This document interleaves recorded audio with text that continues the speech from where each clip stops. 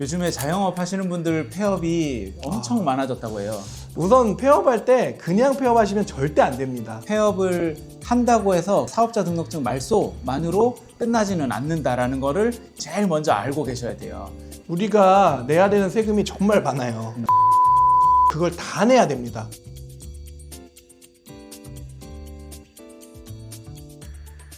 안녕하세요. 돈 버는 세계사의 박만용 세무사 서동기 회계사입니다. 반갑습니다. 네, 오늘의 주제는 폐업할 때 그냥 아무것도 안 하고 그냥 폐업하면 되나요? 에 대한 걸 얘기를 좀 해보려고 합니다. 자영업을 하시거나 사업을 하시는 분들이 인터넷도 찾아보고 뭐 유튜브도 많이 찾아보실 텐데 저희가 쉽게 그리고 딱 하나로 정리할 수 있는 그런 내용으로 좀 설명을 드리고 싶어서 이렇게 또 준비해봤습니다. 요즘에 자영업 하시는 분들 폐업이 엄청 많아졌다고 해요. 유독 최근에 법인 파산 회생이 많아졌어요. 거기에 이제 더 많은 게 사실은 자영업자분들의 폐업. 맞습니다. 네, 폐업이 100만을 넘어섰다. 뭐 네. 이렇게 이제 얘기를 하고 계시더라고요.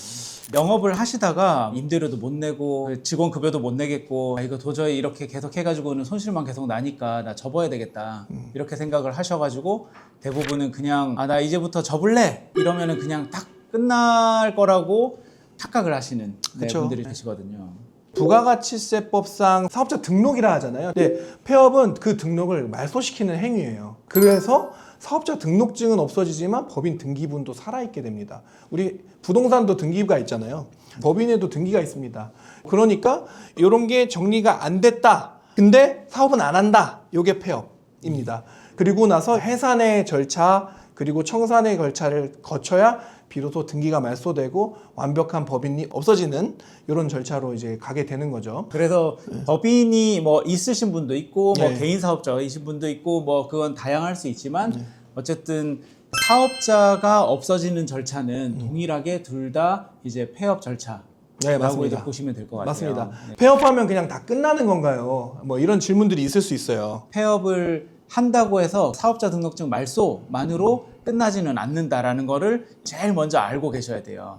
그러면은 폐업 절차가 뭐가 있는지에 대해서 좀 더 상세하게 저희가 좀 설명을 드렸으면 좋겠는데. 우선 폐업을 하고 나서 우선 부가가치세 신고가 가장 중요할 것 같아요. 그리고 개인 소득자 같은 경우에는 올해 만약에 6월에 폐업을 했더라도 그 다음 연도 5월, 그러니까 거의 1년이 지난 시점에 종합소득세 신고도 해야 됩니다. 직원이 있으면 4대 보험 상실 신고도 하셔야 되고 퇴직금 신고도 하셔야 됩니다. 이런 신고를 하지 않고 폐업을 하게 되면 무신고 가산세 그리고 각종 과태료 등을 처분받을 수 있게 되는 거죠. 너무 한꺼번에 다 설명드리면은 네. 사장님들이 네. 어려워하니까 네. 하나씩 하시죠. 네. 1번 부가가치세 얘기하셨는데 네. 부가가치세는 중간에 3월, 뭐 6월, 뭐 9월 이때 신고하는 건데 폐업할 때는 무슨 부가가치세를 신고해야 되는 거예요? 부가가치세라 함은 우리가 얘기하는 소비세예요. 우리도 그냥 물건 살 때 부가가치세 포함되어 있거든요. 100만 원짜리를 사면 110만 원을 지불하는 게 그 이유예요. 회사가 110만 원어치를 사왔어요.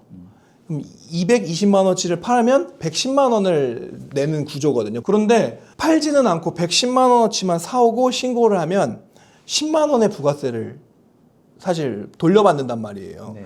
그럼 그 나라 입장에서는 폐업을 했는데 얘는 팔지도 않고 그냥 10만 원만 내가 돌려준 꼴이네가 되는 거죠.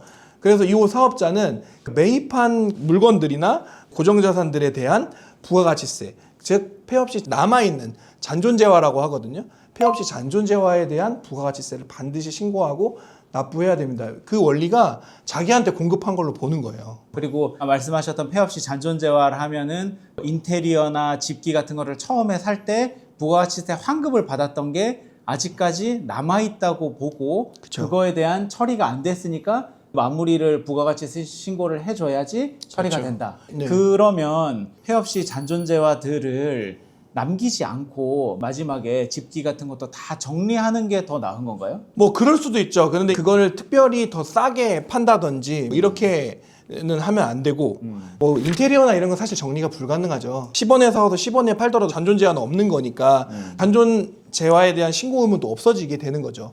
그러니까 잔존재화함은 실제 남아 있어야 합니다. 그 사업장에. 폐업할 때. 네, 그렇죠. 네. 네. 그래서 폐업할 때 뭐가 남아 있다.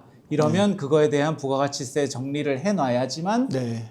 된다. 네. 이거를 1번으로 좀 알고 계시면 되겠네요. 그리고 또 있나요? 폐업 시 잔존재화를 계산을 할 때 유형자산과 비품, 그리고 그 재화에 따라서 이게 또 달라집니다. 건물 우리가 한 10년 전에 샀는데 10년 전에 부가가치세 1억 돌려받았다 해서 뭐 1억을 다 돌려내야 되는 거냐? 그건 아니고 1년 단위로 5% 정도의 감가상각이 이루어졌다고 봅니다. 그 외 고정자산 같은 경우에는 뭐 기계 장치부터 시작해서 그런 것들은 매입세 공제를 받았더라도 연에 25%를 이렇게 차감받아서 그 잔존재화에 대한 그 부가가치세를 내는 거죠. 그러면 부가가치세 말고 또 있나요? 우리가 내야 되는 세금이 정말 많아요. 이게 뭐 종합소득세, 뭐 부가세, 마찬가지로 정리할 때도 그걸 다 내야 됩니다. 그러니까 부가가치세 냈으면 종합소득세 당연히 따라오겠죠. 그런 종합소득세는 아까 잠깐 설명을 하셨는데 내년도 5월이라고 하셨잖아요. 저희가 이제 뭐 촬영 기준으로 6월인데 그러면 내년 5월까지 기다렸다가 그때 세금을 내야 되는 거예요? 맞습니다. 그래서 종합소득세는 내년 5월에 종합소득세 신고 기간에 내야 되고요. 네. 법인 같은 경우에는 폐업 후 3개월 이내에 법인세 신고를 하게 돼 있습니다. 근데 그러면은 예를 들면은 작년에는 영업이 돼서 세금을 냈다고 했는데 올해 해보니까 진짜 안 돼서 접는 거잖아요. 네. 뭐 올해는 세금 낼 뭐 이익이 없어. 오히려 막 손실이 났어. 뭐 이럴 수도 있잖아요. 그래도 신고해야 돼요. 그 개인 같은 경우에는 이 사실 그 결손금이라고 하거든요. 그럼 이익 날 때는 세금 내고 결손 날 때는 세금 뭐 그럼 돌려주나요? 이런 질문 많이 하시잖아요. 그러니까. 그게 맞아요. 돌려주거든요. 그러니까 그거를 돌려준다. 신고를 해야 돌려줘요. 지금 사업은 폐업해서 없어졌지만 나중에 혹시나 뭐 동일한 사업을 지속을 한다고 다시 재개업을 한다고 쳤을 때 그때 결손금 신고된 금액만큼 그 사업에서 공제받을 수 있습니다. 예를 들어서 작년에는 1,000만 원 이익이 났다고 해서 세금을 냈어요. 근데 올해 보니까 2,000만 원이 손실이 나네? 이럴 수 있잖아요. 아, 그러면은- 그건 또 다른 개념이에요. 그러니까 뭐냐면 계속 누적된 손실이 있으면 결손금으로 해서 2월 돼서 2월 결손금으로 쌓여서 네. 나중에 받을 수 있는 거잖아요. 이건 나중에 발생할 소득에서 까주는 개념인 거고 지금 말씀하신 거는 내가 예전에 냈던 세금과 지금 당해의 결손이 났던 상황인 거잖아요. 네. 그럼 요걸 돌려받을 수 있냐는 거잖아요. 과거 거를. 결론부터 말씀드리면 됩니다. 그러니까 중소기업이랑 소상공인 같은 경우에는 1년 직전 연도에 냈었던 세금을 한도로 그걸 돌려받을 수 있는 제도가 있어요. 아, 그럼 작년 거까지는 돌려받을 수 있다. 그렇죠. 그 한도로. 그래서 그런 제도가 있으니까 폐업 전에 그런 것들도 챙겨보시는 것도 좋을 것 같습니다. 근데 폐업하는 경우는 보통 사업이 잘 안 돼서 폐업하는 거기 때문에 보통은 소득세류는 거의 없고 결손금을 챙기기 위해서 신고를 해야 된다라고 생각하시면 될 것 같습니다. 그러면은 아까 부가세 얘기하셨고 네. 이제 소득세 얘기하셨고 또 있나요? 정말 폐업할 때 챙길 게 많죠. 예, 폐업하실 때 또 챙겨야 될 게 직원들이에요.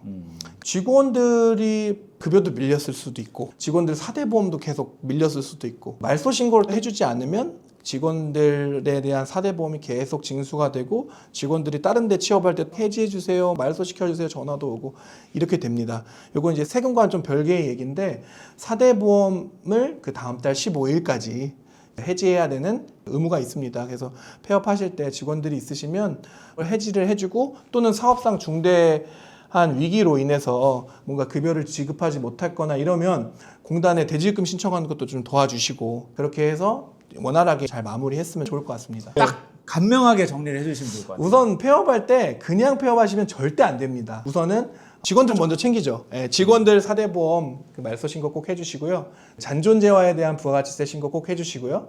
그리고 종합소득세, 법인세 신고 꼭 해주시면 좋을 것 같습니다. 이 정도 챙기시면 폐업할 때 크게 무리는 없을 것 같아요. 근데 이제 다만 폐업할 때 부채가 많은 경우가 있어요. 그럴 때는 청산 절차가 또 안 되거든요. 폐업하겠다고 말선은 했는데 네. 법인일 때는 그냥 없애고 싶어. 네. 뭐 이렇게 하는 게 청산이라는 거잖아요. 근데 네. 청산을 하려고 해도 법인의 부채가 또는 내가 부채가 있을 경우에는 청산 절차가 안 됩니다. 그래 그 경우에는 법인 파산이나 법인 회생을 하셔야 됩니다. 그러니까 부채를 정리하기 위한 절차는 별도로 해야 된다. 그렇죠. 그러니까 법인일 경우에 법인을 정리하고 싶으시다. 근데 폐업했다는 건 빚이 좀 있을 거 아니에요. 그렇죠. 그러니까 다 못 갚고 처음에 그쵸. 뭐 대출도 받았을 그쵸. 거고 뭐 신보 뭐 받았을 거고 뭐 이런 네. 것들을 정리하는 거는 또 다른 절차다. 네. 그거는 이제 법인 회생, 법인 파산의 절차를 이용하셔야 됩니다. 뭐 개인인 경우는 네. 개인 회생, 개인 파산 네. 뭐 이런 절차들이 필요하다. 맞습니다. 네. 여기까지 오늘 폐업 그냥 하면 안 됩니다. 네. 로 얘기를 해봤는데요. 폐업하기 전에 이 영상을 보시는 분들은 뭐 준비해야 되는 거 아니야 이런 걸 그래도 생각을 하셨던 분일 수 있는데 맞습니다. 혹시 주변에라도 폐업을 하실 때 야 그냥 하면 안 된대 이런 것도 알려주시고 더 궁금한 거 있으면 또 연락도 주시고 준비를 하시면 좋을 것 같아요. 많은 분들이 보실지 모르겠지만 그래도 한 분 한 분 봐주시는 분들에게 좋은 정보를 또 드리고 싶어서 계속 이런 영상을 촬영할 거거든요. 그래서 구독이랑 좋아요 해주시면은 저희가 또 큰 힘이 돼서 또 열심히 또 촬영할 수 있을 것 같습니다. 일단 돈이 돼야 돼. 저희 채널을 보고 진짜 돈 많이 아끼시고 많이 버셨으면 좋을 것 같아요. 이상 돈 버는 세계사였습니다. 감사합니다. 감사합니다. 채널명 돈 버는 세계사. 갑자기 세계사를 뭐 배우면은 돈 버나요? 그게 아니라 채널명 진짜 고민을 많이 했는데 사실 저희 아이덴티티가 결국에는 제가 편하게 형이라고 부르는데 우리 형은 회계사고 저는 세무사고 이 아이덴티티를 유지하면서 보는 사람이 돈을 좀 벌었으면 좋겠다 라는 거를 계속 얘기했잖아요. 유용한 정보 줘서 돈 아끼거나 그래서 이제 돈 버는 세무사 회계사 줄여서 세계사 이렇게 되게 된 것 같아요. 사업하시는 분들이 사실은 세금만 잘 아껴도 돈 벌 수 있거든요. 불필요하게 나가는 세금 잘 아끼고 미리 준비하고 이게 결국에는 사업자분들, 사장님들 돈 벌게 해드리는 것 같아요. 우리 채널 계속 보시면 돈 번다. 벌 수 있다. 네, 이렇게 해서 저희가 찍게 됐습니다. 저희도 벌죠. 저희도 벌어야 돼요. 네.